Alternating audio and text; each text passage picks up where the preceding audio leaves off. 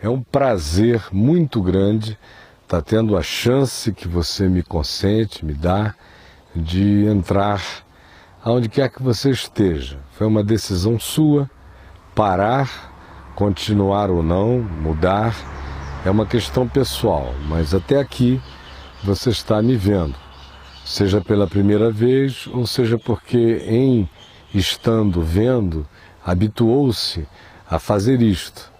De outro lado, eu também convido você a vir até onde eu estou, aqui a minha casa. Eu já tenho dito repetidas vezes que o que eu faço aqui não é um programa de televisão, é apenas algo que está sendo feito e que a televisão veicula. Mas o espírito não é o espírito televisivo, é a vontade de falar direto ao coração e com intimidade.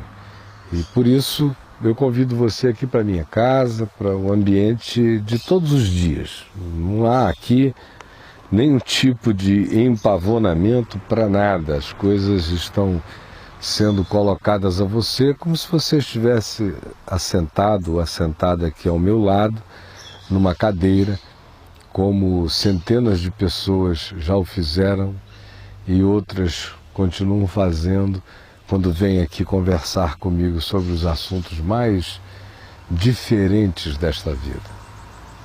Hoje eu quero falar com você sobre um texto aqui no profeta Jeremias, no Velho Testamento.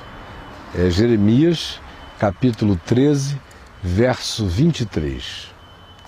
E esse texto fala sobre algo com o que todos nós lidamos todos os dias. Não há ninguém que fuja do que aqui é descrito. Veja só as imagens fortes que Jeremias usa falando da parte de Deus para nos designar o poder extraordinário que o mau hábito, que os maus costumes, que os condicionamentos viciosos podem exercer sobre a vida de um ser humano. Aqui está dito: pode acaso o etíope, que tem a pele negra, mudar a sua pele? Ou o leopardo mudar, tirar, arrancar as suas manchas?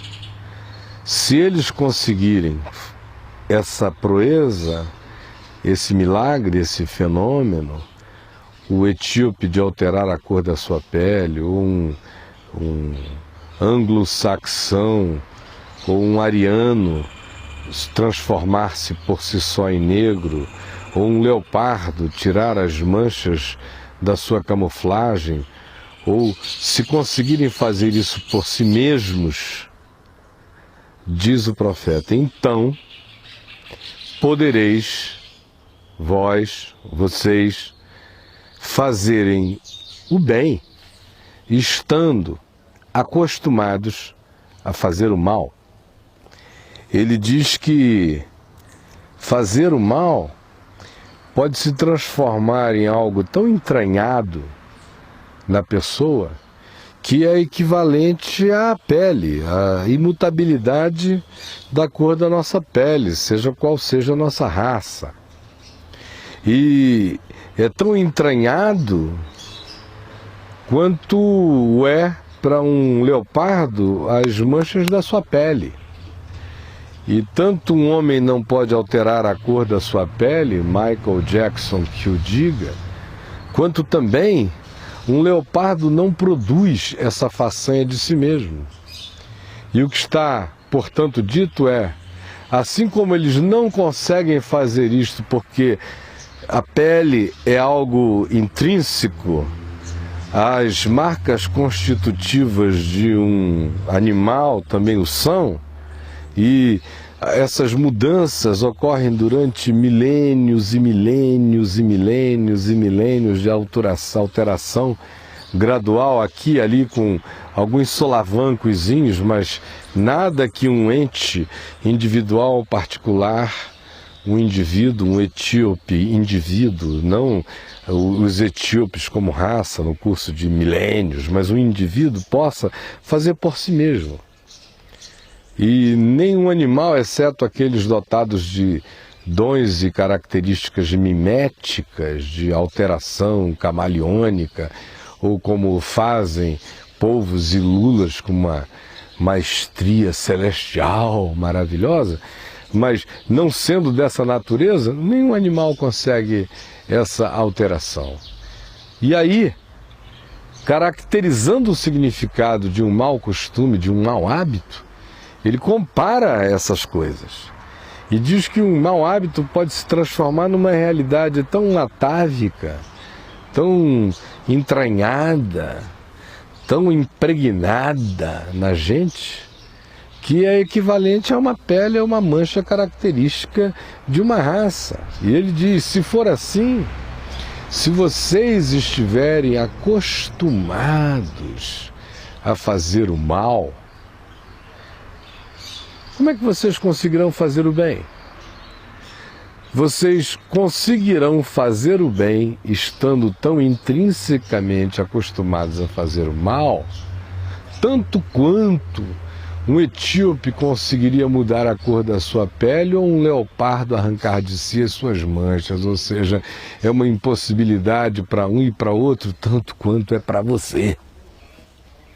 Você não vai conseguir nunca. Aí você diz, bom, então eu estou perdido. Está, na realidade está. É por isso que as famílias se arrebentam tanto, os casamentos se dissolvem com uma facilidade estúpida, as pessoas desistem umas das outras cada vez com mais rapidez, porque cada vez menos as pessoas conseguem ver a perspectiva de mudança nas outras. E aquelas que, por exemplo, se escondem atrás da religião ou de religiões, especialmente as religiões mais moralistas, mais legalistas, mais dadas a vestirem o indivíduo de uma pele exterior, plástica e artificial, de comportamentos que não correspondem a nada no coração, aqui e ali surpreendem as pessoas desavisadas com o fato de que quanto mais legalista o indivíduo é, quando ele tem o surto dele, mais doido, translocado, maluco, insano e irreconhecível ele fica, porque no máximo essas coisas geram uma camisa de força, mas não alteram intrinsecamente nada. De modo que, de fato, é assim que é. É assim que é e a gente está perdido. Porque o negócio é profundo. O nível da perversão é aguda. Ela não é socialmente percebida porque as pessoas se escondem muito atrás das etiquetas de relacionamento social, que dão a elas, supostamente, uma perspectiva de sanidade. Aí o indivíduo não rouba, ou se rouba é de maneira muito sutil e ninguém fica sabendo. Ele não comete atos de adultério, ou se os comete, ninguém fica sabendo. Ele não faz nenhuma violência física em casa, se o faz, ninguém fica sabendo. Ele aparentemente é um filho prestativo e que se importa com os pais, se não é, mas ninguém socialmente nota nada grotesco. E a pessoa vai se vestindo dessas coisas, dessas elegâncias de etiqueta, para aparentarem o que de fato não são. Tem gente que nunca bateu na mulher, mas é um torturador psicológico o dia inteiro. Ele não trai a esposa ou o marido fisicamente, mas a mente é um bordel romano de fazer Calígula e Nero corarem de vergonha e Messalina se tornar uma virgem puritana. Tamanha a maluquice na cabeça dos indivíduos e seus fetiches e doenças. Ele ali, todo arrumadinho. Ele não rouba do ponto de vista físico, mas ele vive em estado permanente de cobiça. Ora, Jesus disse que é nesse ambiente da subjetividade, do coração, daquilo que ninguém vê, é que as coisas de fato acontecem, onde a gente é moldado, onde a gente é modelado.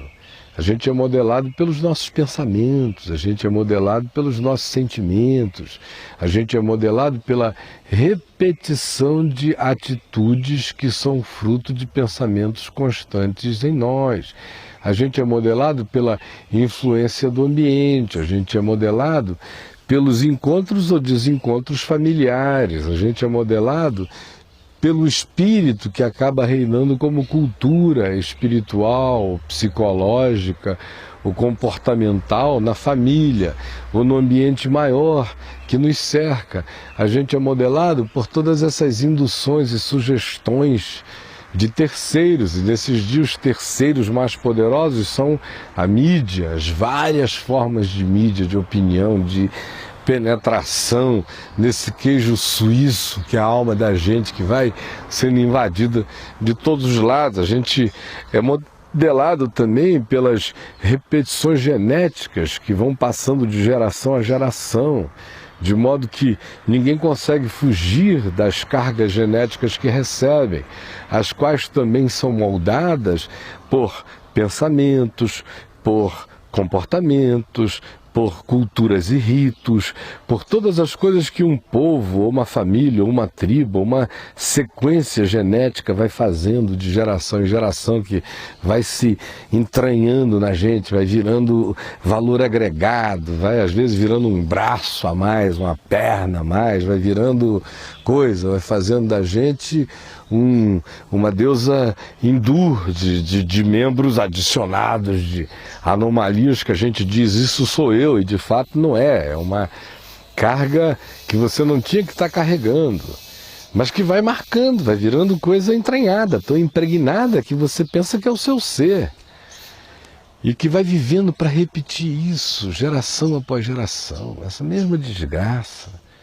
Aí tem gente que vem e chama isso de maldição hereditária e vende um pacotinho de cura de cura para isto com sessõezinhas tolas, sem de fato advertirem que ninguém começa a ficar livre disso sem duas coisas essenciais.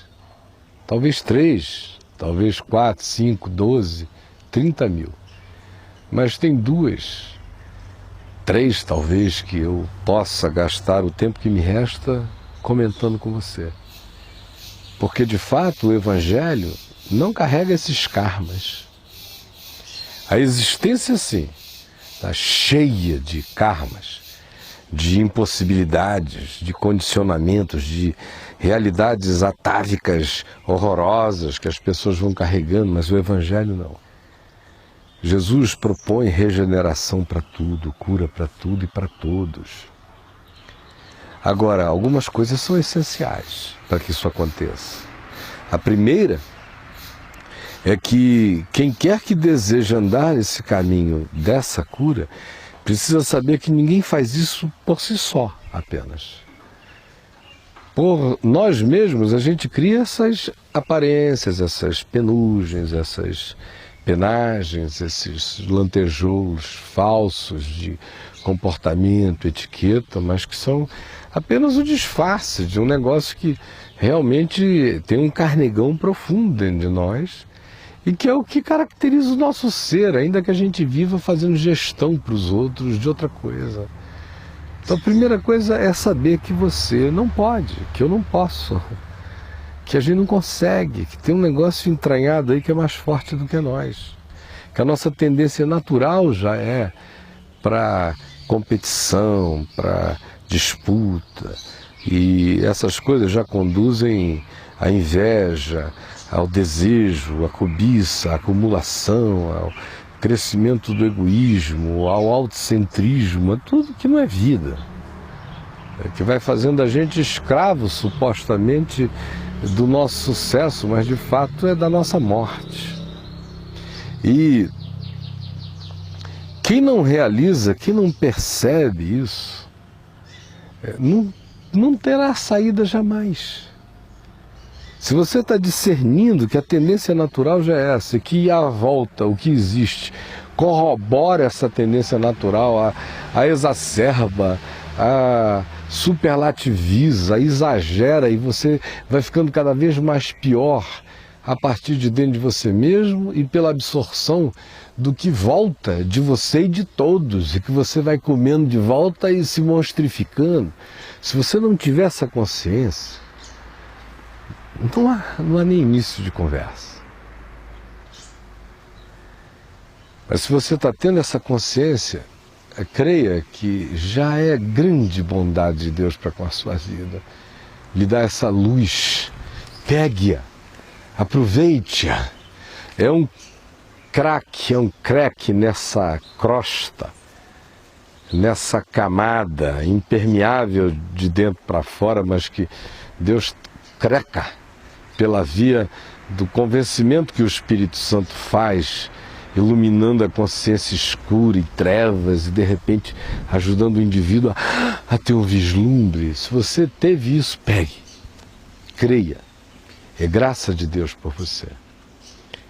A segunda coisa que você precisa saber é que uma vez que você se apodere disso e diga: eu quero, eu vi, meu Deus, eu vi que o que eu tenho não é vida, eu só estou condicionado nessa escravidão de hábitos muito estranhos, de olhares viciados, de sentimentos esquisitos, de hostilidades e de derivados do ódio, da disputa, do domínio, da conquista, da tirania, da suspeição, da desconfiança.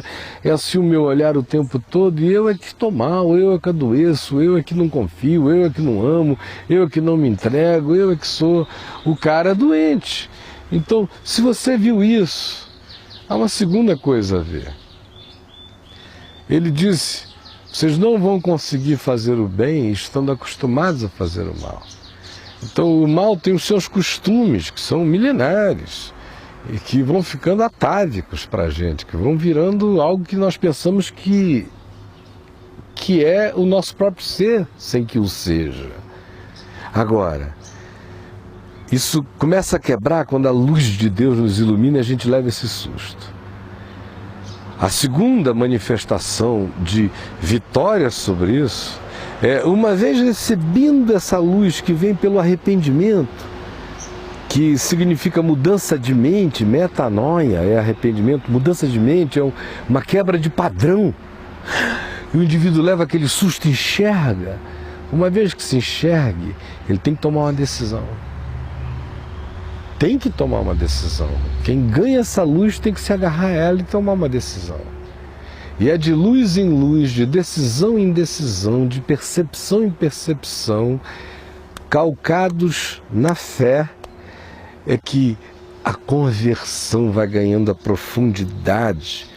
Primeiro, como expansão da nossa consciência, vendo, enxergando, discernindo esse mundo de ilusões, de mentiras, de falsidades nos quais a gente vive dentro e fora de nós. E em segundo lugar, como aquela consciência que vai se dilatando para perceber a grandeza da vocação, do que significa ser um ser humano do ponto de vista de Deus.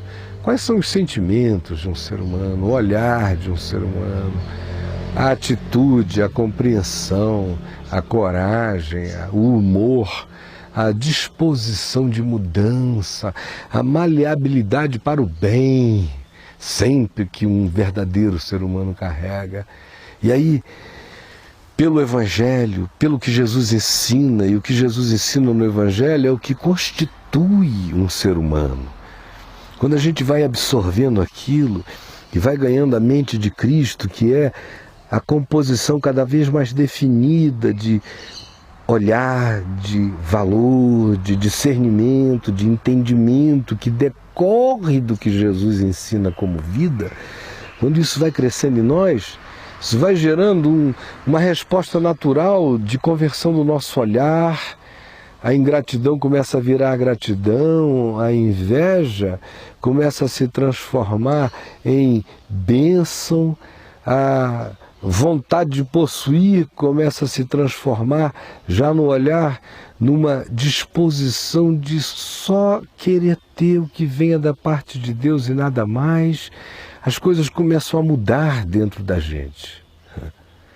E aí começam a virar fruto de amor. E o amor sabe o caminho natural da vida, porque o amor é fiel, é leal, é bondoso, é benigno, gera pensamentos limpos, bons, louváveis, de boa fama. O amor não é ressentido, não é magoado, não é amargurado, não é vingativo, não é inconveniente, não pensa em si o tempo todo, não fica buscando interessezinhos pessoais. O amor se projeta para fora do indivíduo para ver o que está à volta de si mesmo, à volta dele. E ele vê e age conforme. Então, quando isso acontece dentro da gente, o processo de conversão está se instalando. E se ele é reforçado pela prática e pelo costume de que a gente vá agora praticando um outro costume, um outro hábito, outra fala, outra linguagem, outra confissão, outro tempo, ao invés de ser no supetão, agora é na calma, é na reflexão, respira muitas vezes antes de explodir e se pergunta: por que é que eu tenho que explodir? Por que é que eu tenho que gritar? Por que é que eu tenho que bater? Por que é que eu tenho que beber? Por que é que eu tenho que encher a cara? Por que é que eu tenho que me anestesiar? Por que é que eu tenho que fugir? Por que é que eu tenho que mentir? E você vai descobrir que você não tem. Que esse esquema todinho aí é o que destrói a vida. E que o caminho simples de amor, bondade, fidelidade, graça, fé, longanimidade, paciência, sabedoria, calma, prudência, cautela, é o que é vida. Quando você vai descobrindo isso, você vai ficando livre. E você vai começando a praticar o bem naturalmente. E é só assim que o milagre acontece.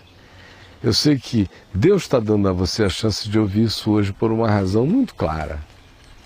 Só Ele e você sabe parcialmente, só Ele sabe profundamente a profundidade do que tem que ser quebrado, de perversidade disfarçada, de cultura familiar, de heranças outras, de opiniões seculares, de uma personalidade vultosa, tudo isso atrás do que você esconde a sua morte. Se o Espírito Santo iluminou isso, aproveite, porque essa é a hora. Essa é a hora. E eu peço ao Espírito de Deus que Ele que começou essa boa obra aí dentro de você, complete esse processo, que não termina nunca. Porque o apóstolo Paulo nos diz: e não vos conformeis com este século, com o que está à volta, com esse caldo, com esse pacote inteiro sobre o qual eu falei há pouco, mas transformai-vos pela renovação constante da vossa mente, pelo arrependimento como processo alegre de revisão mental, de metanoia. Transformai-vos pela renovação da vossa mente, para que possais compreender qual seja a boa, a agradável e a perfeita vontade de Deus para cada um de vocês em Cristo Jesus. Porque fora dessa vontade boa de Deus, tudo é morte.